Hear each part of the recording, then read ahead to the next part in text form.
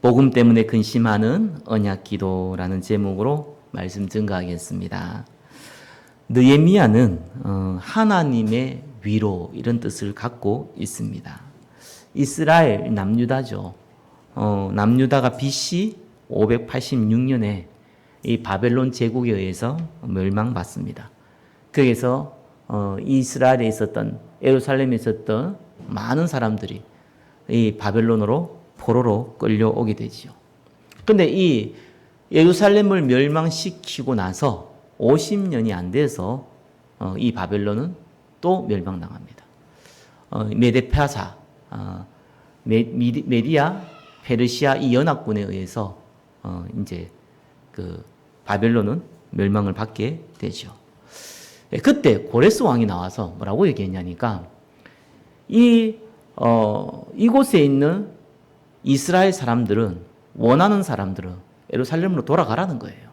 돌아가서 너희 나라로 돌아가서 거기에서 성전을 다시 재건하라라고 명령을 합니다. 하나님이 불신자를 통해서 응답을 주시죠. 하나님의 큰 은혜입니다. 왜 성전 왜 중요합니까? 메시아를 예표하니까요. 성전이 왜 중요합니까? 예, 그리스도가 올 그 장소이기 때문에요. 자, 그래서 그때 수룹바벨이라는 지도자를 통해서 많은 포로되었던 많은 이스라엘 사람들이 예루살렘으로 돌아갑니다. 그게 1차 포로 귀환이라고 합니다. 딱 근데 성전을 짓다 보니까요. 중간에 너무 어려운 거예요. 당장 가서 먹고 살 게 없잖아요. 포로로 있다가 돌아왔는데 지금처럼 무슨 큰 재산을 가지고 갈 수 없기 때문에 농사를 짓든가 양을 치든가 해가지고 먹고 살아야 되는데 이 먹고 살 집도 없잖아요. 이런 상황입니다.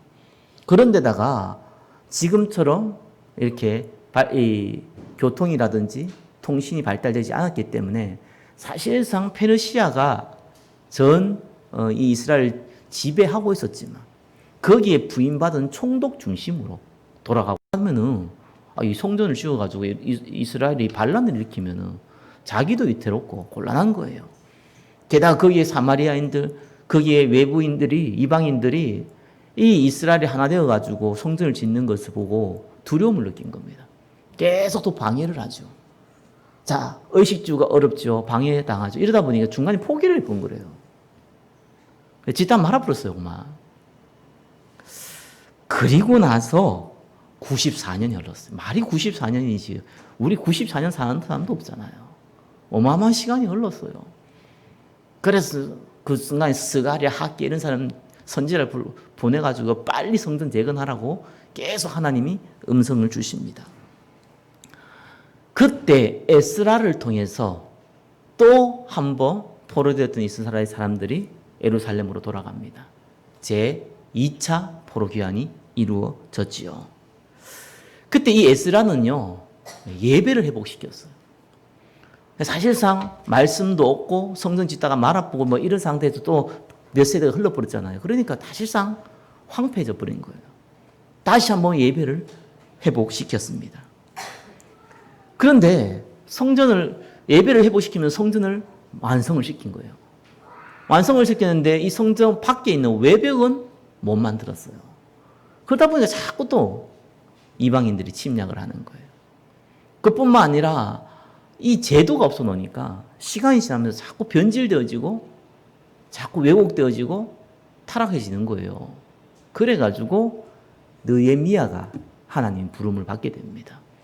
그러고 나서 이 느헤미야가 에스라가 간 13년 후에 다시 가게 되죠. 그걸 보고 포로 3차 기한이라고 합니다. 그래서 이 에레미야가요, 성전에 외벽을 세우고 이 예배의 제도를 이제 문서로 만들고 그리고 제도를 이제 완성시킨 인물이 이제 느헤미야입니다. 자, 근데 이 느헤미야가 가기 전에 이 예루살렘에 있는 성전을 완성하기 이전에 그때 어떻게 기도했고 또 어떻게 응답받았는지 그걸 오늘 저와 여러분이요 말씀을 통해서 확인하셔야 돼요. 그게 비밀입니다. 그렇죠? 저와 여러분들은 모두 응답받기를 원하잖아요. 당연한 거예요. 응답 받아야 되는 거예요, 사실상. 그러기 위해서는요, 안 보이는 지식, 예, 너무나 성경에 많이 얘기하고 있지만 감추어져 있는 진리, 예, 이걸 먼저 이해하시고 뿌리 내리셔야 돼요. 첫 번째가 뭡니까? 하나님이 느헤미야에게 알게 한 영적 진리예요. 사실 느헤미야는요, 이스라엘이 포로된 이후 160년이 지난 사람이에요. 여러분 160년이면 물론 이때 나이가 뭐 좀 들었다 하더라도 이 사람이 태어났을 때가 일단 포로된 이후에 100 몇십 년이 지난 후거든요. 사실 이 정도 시간은요, 20년을 한 세대로 보면 7, 8세대가 지나갔던 시대예요. 그 이 정도 시간 지나보면요, 뭐 언약은커녕 뭐 그죠? 언어와 민족성도 다 잃어버릴 만큼 긴 시간입니다. 그런데 어떻게 예레미야는요, 이 언약을 전달받았을까요? 계승했을까요? 그걸 저와 여러분이 잘 봐야 됩니다. 여기에 비밀이 있습니다. 이스라엘이 포로되기 전에 이사야를 통해서요, 하나님이 그루터기 언약을 주죠. 렘넌트 언약을 줍니다. 뭡니까? 남은 자의 언약을 주는 거예요. 밤나무, 상수리 나무가 배임을 당해도 그루터기 남아있다는 거예요. 그 언약을 줬는데 하나님께서 이 언약을 붙잡은, 언약을 계승받은 사람이 예루살렘 현지에, 또 포로된 그 현장이 현지에도 있었지만 중요한 건 또 왕궁이 있었다는 거예요. 그 첫 번째 인물이 누굽니까? 그렇게 저와 여러분이 잘 알았던 다니엘과 그 세 친구입니다. 그 사람들이 어릴 때 포로로 끌려와가지고요, 언약을 붙잡고 있었던 거예요. 그래서 다니엘서를 보면은 다니엘이 결단을 하고 쓰임받게 되죠. 이 다니엘이 왕을 4명이나 거쳤어요. 그 첫 번째 왕이 잘 알다시피 느부갓네살 왕이에요. 그때 붙잡혀 왔으니까. 그때 신하가 됐어요. 근데 이 느부갓네살 아들이 벨사살이에요. 그가 왕이 됐죠. 그때 또 쓰임받았어요. 그냥 쓰임받은 게 아니고 총리도 많은 총리가 있으니까, 나라가 워낙 크던 제국이다 보니까 여러 총리의 장으로 쓰임받았어요. 그런데 어떤 일이 벌어졌습니까? 이 메데 파사, 메디아와 페르시아 연합군이요, 바벨론을 정복을 합니다. 그러고 나서 초대 왕이 누구냐면은 페르시아 왕이 아니고 미디아 왕이 됐어요. 그 왕이 다리오 왕이에요. 그게 다니엘서에 나온 다리오 왕이거든요. 이때도 다니엘이 총리장이 됐다니까요. 아니, 나라가 바뀌었잖아요. 그러면 그때 있는 신하들은 다 죽거나 귀양 보내야 돼요. 근데 지금 다니엘은요, 총리장이 득돼 버렸어요. 이런 일을요, 응답받았다니까요. 언약의 백성은 무너지지 않습니다. 이러니까 얼마나 신하들이 시기시기 질투했겠습니까? 아니, 저기 나라 세우는데 방해꾼이었는데, 아니, 저기 바벨론의 신하였는데, 아니, 지금 나라가 바뀌었는데 저걸 지금 총리장으로 세우면 되냐 이거예요. 그래가지고 모함해서 어떻게 합니까? 사자굴에 들이는 일이 벌어지죠. 그게 다니엘서에 나오는 거예요. 근데 이제 이 다리오 왕 그 다음이요, 고레스 왕이에요. 사실 미디아와 페르시아가 연합했지만 결국은 페르시아가 다 잡아먹었죠. 이 페르시아가요, 미디아 왕 다리오를요, 이제 뭐 죽였는지 어떤지 모르겠지만 여하튼 간에 자기가 왕권을 채취한 겁니다. 그때도 다니엘이 쓰임받았어요. 대단한, 참 하나님 축복이죠. 근데 이 고레스 왕이 뭐라 그랬습니까? 이 사람도 하나님의 은혜를 받은 사람. 뭐라고 그랬습니까? 이스라엘 전부 다 원하는 사람은 예루살렘 돌아가 성전 건축하라, 이렇게 나온 거예요. 근데 이 고레스 왕이 사실 그 손자가요, 누굽니까? 아하수에로 왕이에요. 근데 이 아하수에로의 왕이 왕비가 누구예요? 에스더예요. 그렇게 연결이 됐어요. 그 언약이 연결이, 왕궁에서 연결은요, 에스더를 통해서 연결된 거예요. 그러다 보니까 이 아하수에로 왕이요, 사실상 자기 친어머니가 누굽니까? 예. 아하수에로 왕이 사실상 아내 와스디를 폐위시키고 나서 에스더를 왕으로 만들었거든요. 그러다 보니까 이 아수르의 왕 다음에 그 아들이 왕이 됐는데 그게 아닥사스다 왕이에요. 근데 이 아닥사스다 왕이 자기 어머니가 폐위된 걸 알고 있잖아요. 그래서 새 어머니가 왔는데 그 어머니가 에스더란 말이에요, 사실상이요. 그럼 많은 갈등이 있을 수 있다고 생각을 할 수 있겠죠. 근데 에스더가 참 하나님의 은혜 받은 인물입니다. 이 에스더가 아닥사스다 왕이 있을 때에 죽었는지 살아있는지는 성경에 나와 있지 않아요. 분명한 거는 에스더의 영향을 받았어요. 어느 정도 에스더의 영향을 받았습니까? 이 아닥사스 왕 때 에스라를요, 포로 2차 기한이 그때 이루어지거든요. 가라는 거예요. 사실상 에스더는 유대인이라는 거, 아닥사스다 왕은 잘 알고 있잖아요. 자기의 어머니니까. 근데 자기가 왕이 됐기 때문에 사실은 친어머니가 관계는 없지만 아무튼 폐위당하고 이 왕으로 왔던 게 에스더이기 때문에 유대인에 대한 악감정이 있을 수 있잖아요. 반대가 일어났습니다. 너무 좋은 감정을 갖고 있어요. 에스더가 어떻게 했는지 우리가 대충 짐작해 가죠. 이렇게 언약이 전달됩니다. 그 인물이 에스라였어요. 그 언약을 전달받은 사람이. 이 에스라가 가서 성전을 지은 겁니다. 그 에스라와 동시대 사람이 느헤미야였어요. 저와 여러분들이요, 작은 헌신. 이 언약 전달의 작은 헌신이요, 사실은 미래를 살립니다.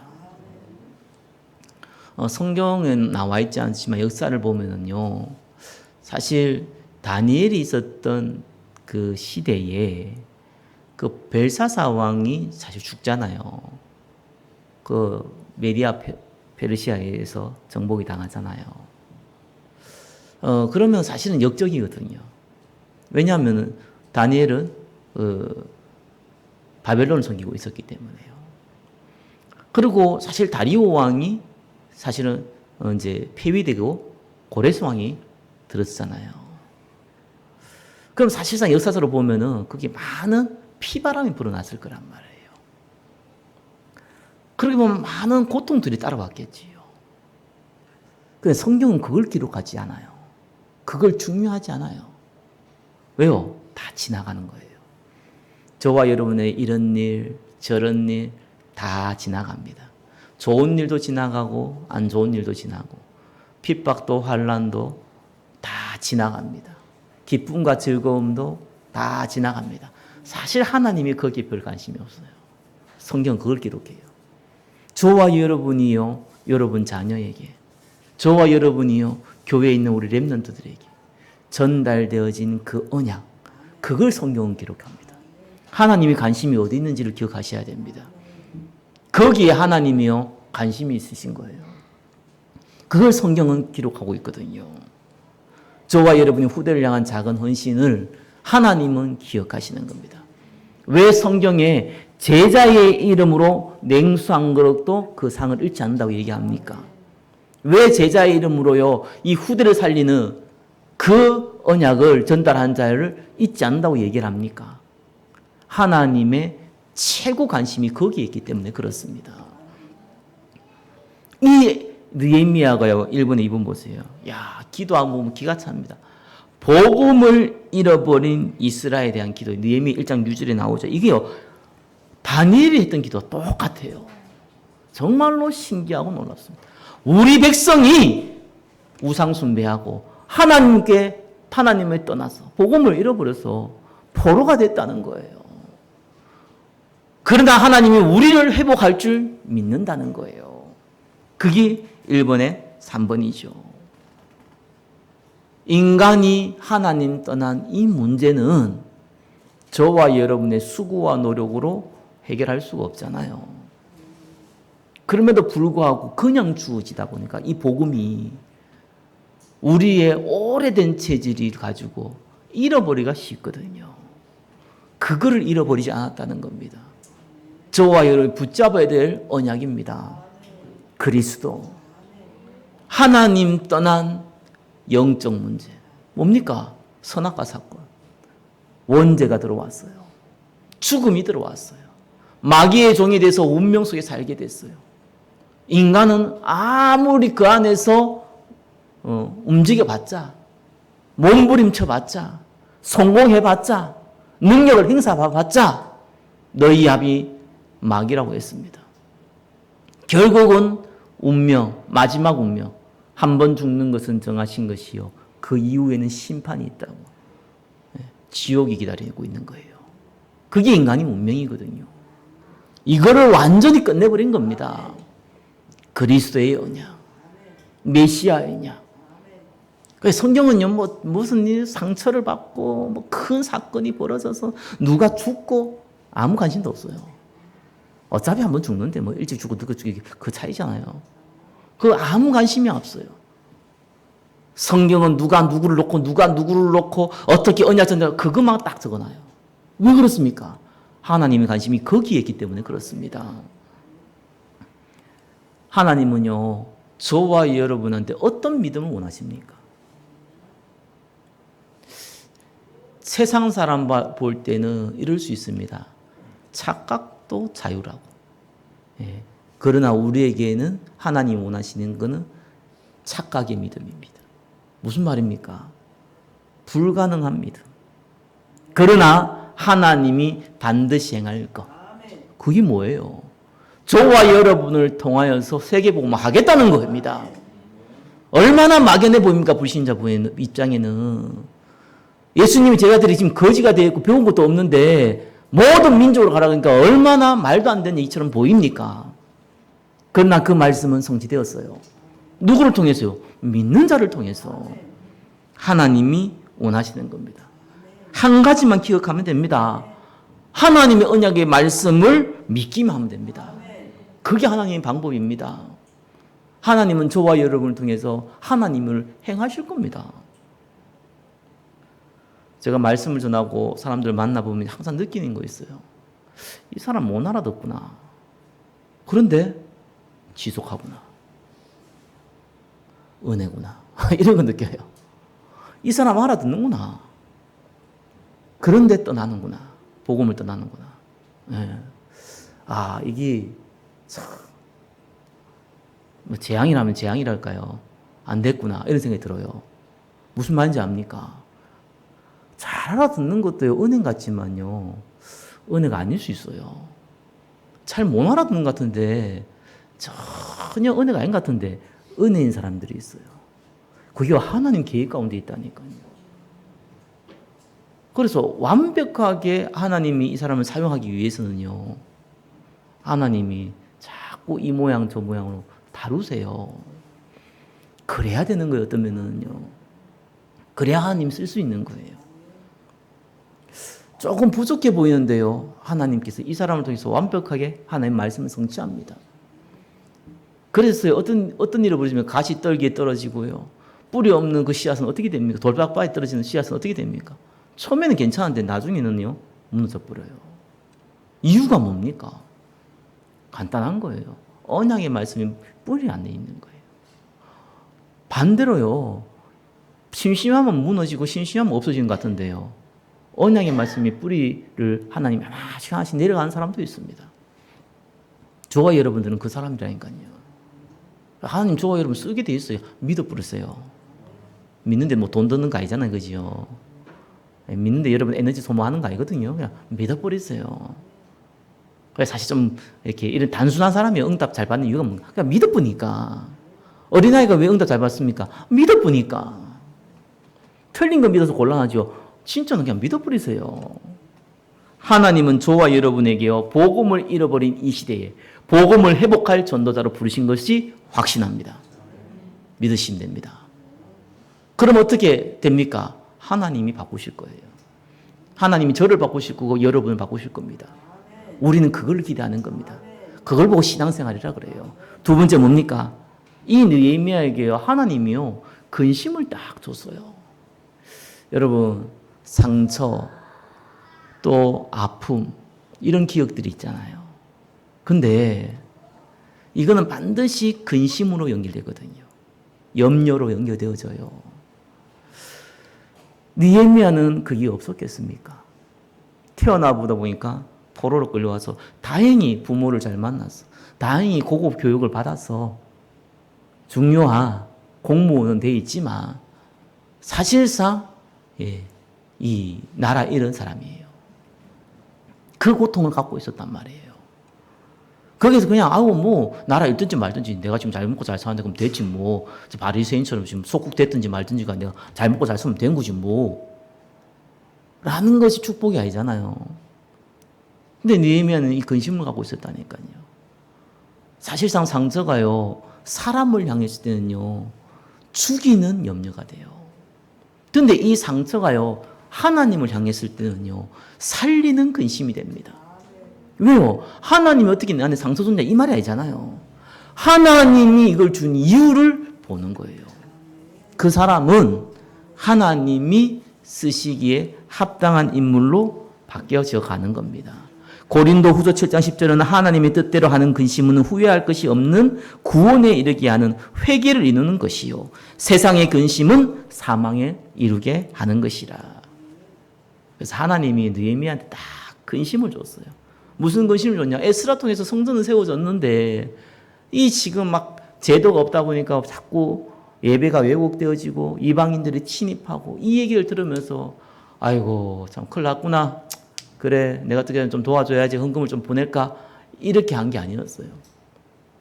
그걸 가지고 애통하기 시작한 겁니다. 어쩌면 자기가 그거 안 한다고 해서 애통 안 한다고 해서 못 먹고 사는 것도 아니고 사실은 거리도 많이 떨어져 있고 그죠. 지금 자기 위치가 그런 위치가 전혀 아닌데도 불구하고 그것 때문에 애통했어요. 저와 여러분이 무엇 때문에 근심하냐 애통하냐 그게 하나님의 은혜입니다. 그래서요 진짜 근심할 걸 근심해야 돼요. 저와 여러분의 가정과 가문에 저와 여러분의 현장에 복음이 증거되지 않고 흑암의 근세에 잡혀 있는 것을 애통하시길 바랍니다. 그걸 기도 제목으로 삼으세요. 그 애통함이 없으면 하나님 나에게 이 애통함을 달라고 기도하세요. 그게 복된 사람입니다. 그게 또 하나님이 주셔야 되거든요. 그러면서요 2분 보니까요 느헤미야의 회개는 참된 회개를 합니다. 특별히 9절에 이래 나왔습니다. 만일 내게로 돌아와 내 계명을 지켜 행하면 너희 쫓긴 자가 하늘 끝에 있을지라도 내가 거기로부터 그들을 모아 내 이름을 두려고 택한 곳에 돌아오게 하시라 하신 말씀을 이제 청하건대 기억하옵소서. 진짜 회개가 뭡니까? 내가 잘못했습니다가 회개입니까? 회개의 시작은 될 수 있습니다. 내가 실수했습니다. 이게 회개입니까? 그것도 회개일 수 있습니다. 그러니까 진짜 회개는 그게 회개가 아닙니다. 하나님이 이렇게 말씀하셨습니다. 이 말씀을 성취시켜 주십시오. 이게 회개입니다. 이게 무슨 회개입니까? 회개는 돌이키는 거잖아요. 돌이켜서 뭐 하려고요? 이 죄를 짓다가 돌이켜서 저 죄를 지었다. 무슨 의미 있어요? 틀린 길을 가다 돌이켜서 다른 틀린 길을 가다 무슨 의미 있어요? 똑같지요. 옳은 길로 가야 되잖아요. 옳은 길이 어떤 길입니까? 내가 가는 길입니까? 아닙니다. 우리는 이렇게 가도 되고요. 저렇게 가도 돼요.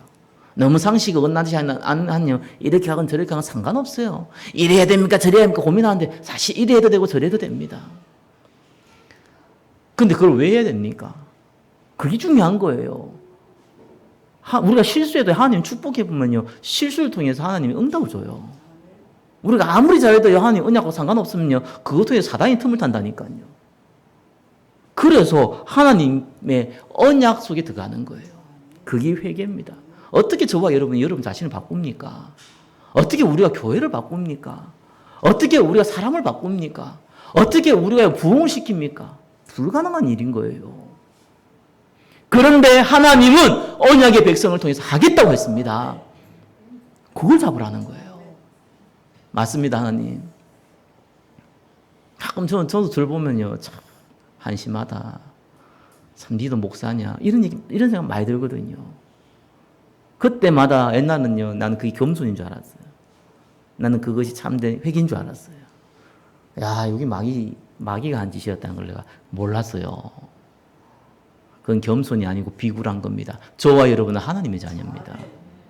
하나님이 저와 여러분을 위하시는데 누가 우리를 공격합니까? 실수했습니까? 그럴 수 있지 뭐. 그렇죠?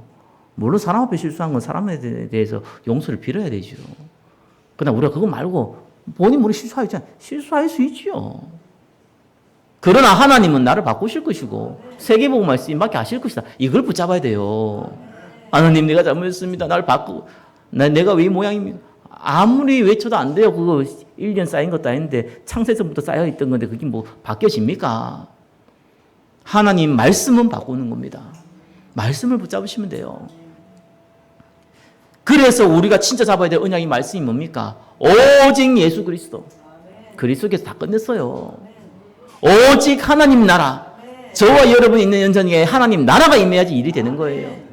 오직 성령과 증인. 하나님이 성령에 임할 때 권능 주고 증인 삼겠다 했습니다.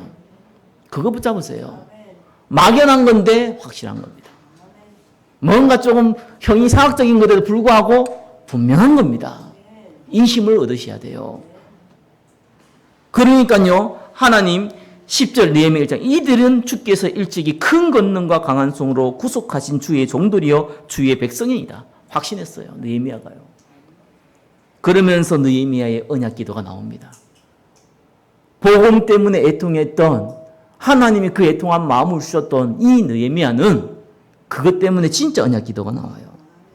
11절에 오늘 읽었던 말씀이죠. 종의 기도와 주의 이름을 경외하기를 기뻐하는 종들의 기도를 들으시고 오늘 종이 형통하여 우리말로 하면 지금 성공하게 주옵소서. 이 말이거든요. 또 사람들 앞에서 은혜를 잊게 하옵소서. 이 말을 했습니다. 성공하게 해달라. 사람들의 칭찬을 얻게 해달라. 지금 그 말이거든요. 이게 그냥 들으면 완전 육신적인 기도잖아요.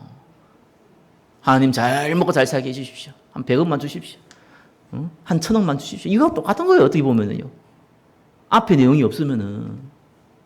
나 괴롭히는 인간들 전부 다 나 칭찬하고 나 다 도와주고 다 그렇게 하게 해주십시오. 그 얘기거든요. 그렇지 않습니다. 예. 응답 받을 이유를 가지고 기도한 거예요. 왜 응답 받아야 됩니까? 저와 여러분이 왜 형통해야 됩니까? 왜 저와 여러분들이요, 사람들이 칭찬을 받아야 됩니까? 그게 뭡니까? 왜 그래야 됩니까? 하나님이 나에게 이 교회에 주어진 미션을 성취해야 되거든요. 그래서 형통함을 달라고 그랬어요. 그래서 하나님께 사람 앞에 칭찬받게 해달라고 얘기한 겁니다. 요셉에게 진짜 필요한 기도는 뭡니까? 노예된 요셉에게 하나님이 함께하는 거예요. 그렇죠? 왜 하나님 최고 응답을 줬거든요. 뭘 줬습니까? 세계복음화를 해야 되니까 노예로 가야지만 경제를 배우고 감옥에 가야지만 정치를 배울 수 있는 거예요. 안 그러면 길이 없어요. 요셉의 입장이, 요셉의 환경으로는요. 모세 같은 경우는 다르죠. 왕궁에 있었으니까 거기에서 경제고 정치고 다 배웠는데 요셉은 그렇지 않단 말이에요. 다윗은 왕궁에 자랐던 엘리트 집안인 사람이 아닙니다. 그러다 보니까 자기의 신하들을 만날 수 없어요. 능력 있는 사람들을 만날 수 없어요. 그러니까 왕한테 쫓겨야 되는 거예요. 왕한테 억울함 당했던 많은 정치인들과 많은 경제인들이요, 다윗에게 붙었습니다. 그게 하나님이 하시는 겁니다. 저와 여러분이 문제와 사건이 있다면 이거 하나님이 하시는 거예요. 실수를 해서 이런 벌어진다고 해도요, 아니 실수해도요, 그냥 몰래 넘어갈 수 있잖아요. 근데 하나님이 일을 하셔서요. 왜 그렇습니까? 응답 받아야 되니까. 왜 응답 받아야 됩니까? 세계복음 해야 되니까. 이 언약을 갖고 있었던 느헤미야는 그 기도를 했어요. 실제로 사람 통해서 일이 되잖아요. 사람 앞에 칭찬을 받아야 되는 거예요. 별 볼 일 없는 사람 99명 앞에 칭찬 안 받아도 돼요. 영향이 있는 한 사람한테는 칭찬을 받아야 되는 거예요. 그게 느헤미야의 기도였어요. 3번에 3번 뭡니까? 술 맡은 관원이 되었더라. 야, 지금 따지면요, 여의정, 자의정이거든요. 음식을 주는 장관, 술 따르는 장관. 예, 최측근입니다. 대통령을 따지면 비서실장입니다. 왜 그렇습니까? 그때 당시는 이게 독사를 하는 경우가 너무 많아서, 음식을 통해서 죽이는 경우가 너무 많아서, 그래서 왕이 언제 어떻게 죽을지 모르기 때문에 약속 안 잡고는 절대로 왕 앞에 올 수도 없고, 음식과 모든 음료는 반드시 중요한 장관, 자리에 앉아있는 어떤 영향력이 있고 권력이 있는 사람들이 입에 들어가야지만 먹을 수 있어요. 그렇게 제도가 되어 있어요. 막강한 권력을 가진 한 사람이 됐어요.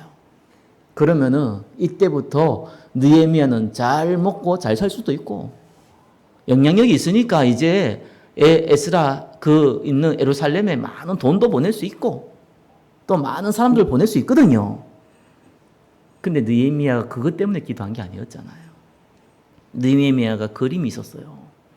무슨 그림입니까? 제도를 만들 것이다. 시스템을 만들 것이다. 아무도 할 수 없어요. 느헤미야가 직접 가야 돼요. 그래서 계속 기도했어요. 아니 아다사스다 왕이 느헤미야 얼굴 딱 보니까 이게 지금 너무 좋은 사람이고 자기가 너무 신뢰하는 사람인데 얼굴에 근심이 있거든요. 아니 술 마던 관원이 전에는 뭐 관원이 아니었으면 그때도 잘 알고 있었는데 최측근으로 불렀는데 얼굴에 근심이 있단 말이에요. 그래서 왕이 물었어요. 뭐 때문에 그러냐. 예루살렘이 공격을 당하고 나는 그것 때문에 잠을 잘 수 없고 이 얘기를 진짜 한 거예요. 그래 그러면 가서 완공시키고 와라 라고 약속을 받아냅니다. 너무 재미있는 거는요. 아무리 왕이 약속을 하더라도 지금처럼 이런 글로벌 시대가 아니기 때문에 가는 도중에 산적도 만날 수 있고요. 가는 도중에 이 뭡니까 문서 들고 가다가 어떻게 잊어버릴 뿐만 아니라 중간에 중간 곳곳마다 또 그 뭡니까 총리들이 있잖아요. 그것 때문에 또 이게 모를 수 있잖아요. 그러다 보니까 이 변을 당할 수도 있고 이런 여러 가지요 변수들이 많단 말이에요. 그래서 왕이요 아예 느헤미야가 요청도 안 했는데 군대 장관을요 느헤미야 옆에 뚝 따라 보내요. 그리고 마병을 붙여서 호위하도록 만들어요. 하나님이 언약 전달하는 세계 복음화 하겠다는 저와 여러분을 그래 하거라. 대신에 굶어 죽는 거 내가 책임 못 져. 이러는 분이 아니잖아요. 책임지신다니까요. 하나님께서는 나머지를 더 하신다는 말이 그 말입니다. 필요에 따라서 채우신다는 말이 그 말입니다. 절대로 단 하나도 빠뜨림 없어요. 하나님께서는 채우세요. 복음을 위해서. 왜요? 복음 위해서 언약 기도한 사람이잖아요. 복음 위해서 움직인 사람이잖아요. 하나님이 당연히 책임져야죠. 우리가 붙잡고 있으면요 다 셉니다. 그죠? 하나님이 채우셔야 돼요. 그게 제일 빠르고 제일 지속하기 쉽고 제일 오랫동안 응답받는 방법입니다. 하나님은요 우리에게 복음을 알게 해주셨어요. 저는 기대합니다. 하나님이 이 복음 때문에 애통한 마음을 저와 여러분에게 이미 주셨고 계속해서 주실 것을 확신합니다. 그리고 하나님께서는요 이 언약기도 가진 저와 여러분을 통하여서 반드시 여러분의 가정과 가문과 현장과 후대와 전 세계를 살릴 줄 확신합니다. 하나님이 행하실, 하나님이 일하실 그 역사를 기대하시기를 예수 그리스도의 이름으로 축원합니다. 하나님께 모든 영광을 올려드립니다. 기도하겠습니다. 하나님 감사합니다. 하나님께서 우리에게 주신 이 언약대로 우리에게 주신 이 언약에 근심에 따른 기도대로 응답하실 줄 믿습니다. 우리에게 기도 제목을 주심을 감사드립니다. 주님께 모든 영광 올려드립니다. 세계복음화에 쓰임받게 하여 주옵소서. 살아계신 예수 그리스도의 이름으로 기도드립니다. 아멘.